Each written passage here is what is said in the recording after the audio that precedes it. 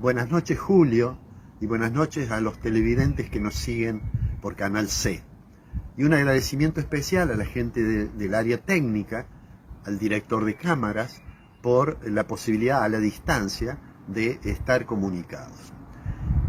Desde ya pido disculpas si tiene improlijidades el video, pero no quería estar ausente en esta edición de Secretos del Poder para hacer un comentario sobre una actividad que ha sido muy importante, que ha sido una reunión internacional sobre Adam Smith. Adam Smith fue un escocés, un filósofo moral, que escribió en 1776 un libro que se llama Investigación sobre la naturaleza y causa de la riqueza de las naciones.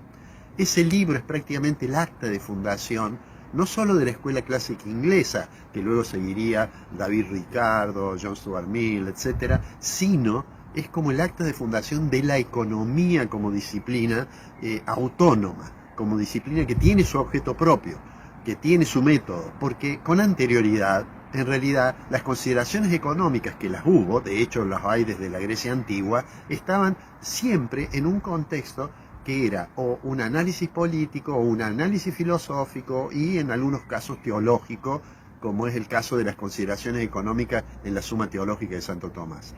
Pero Adam Smith entonces es, podríamos decir, el padre de la economía como disciplina autónoma.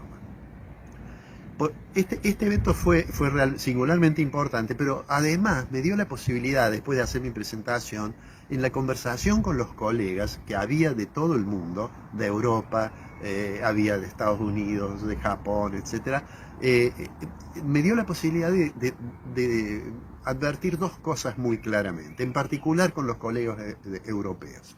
Lo primero, una curiosidad que tienen respecto del presidente de la Argentina.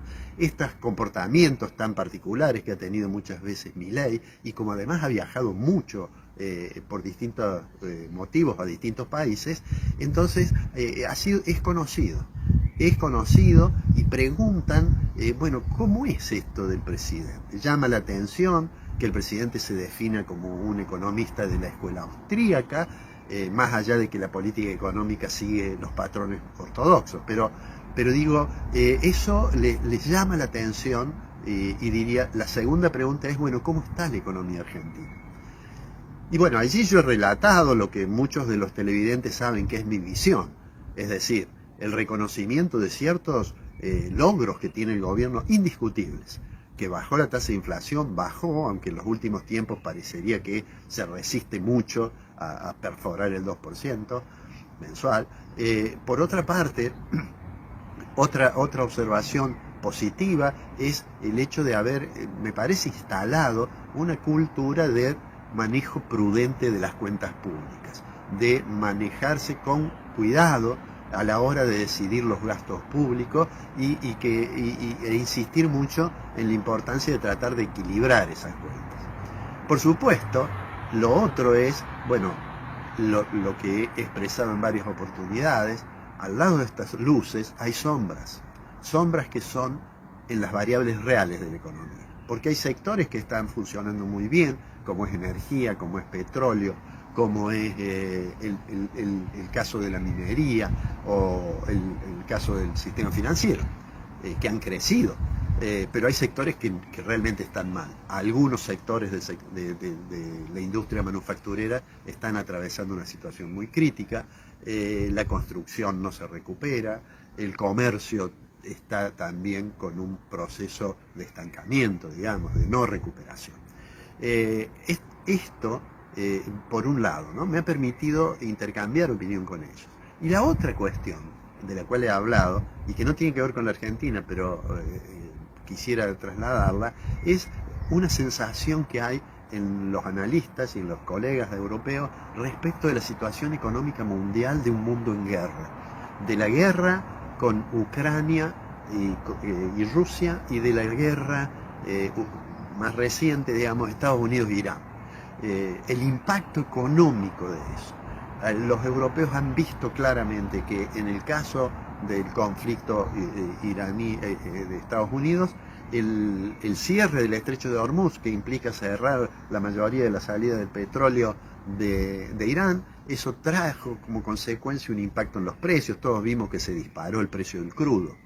Bueno, ahora lo que querría señalar es que aunque se habla de un acuerdo de 60 días para negociar, de que se reabre o no se reabre el estrecho de Hormuz, quisiera transmitir lo siguiente, y yo coincido con los colegas con los que hablé. Por más que se establezca una paz, no debemos pensar de que el precio del crudo va a bajar rápidamente y se va a estabilizar todo nuevamente. Lo que en realidad vamos a vivir es un periodo de mucha volatilidad, seguramente con el precio del petróleo, y además porque no está muy claro cómo avanza el acuerdo de Estados Unidos con Irán. ¿Eso tiene consecuencias sobre Argentina? Y con esto terminamos. Sí, claro que las tiene. El aumento del precio del petróleo, aunque algunos ven en ello una oportunidad, si Argentina comienza a exportar gas y petróleo, etcétera, aunque eso pueda parecer una oportunidad, hay que tener claro que en todos los productos que Argentina importa está presente la presión inflacionaria por el aumento del costo que tiene el petróleo. Y seguramente eso hará más difícil la estrategia del gobierno de tratar de reducir drásticamente la tasa de inflación. En agosto dijo el presidente que la inflación iba a empezar con 0. Nosotros en aquella oportunidad dijimos que nos parecía un exceso de optimismo. Pero termino con esto. Está bien que el gobierno sea optimista.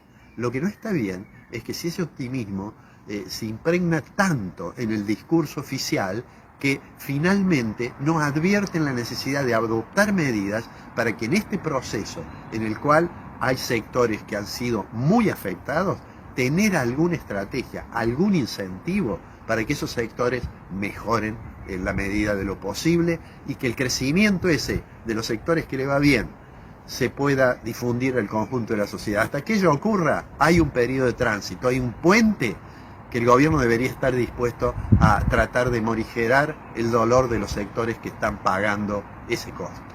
Lo vamos a ver más adelante y seguramente lo vamos a seguir comentando aquí en Secretos del Poder.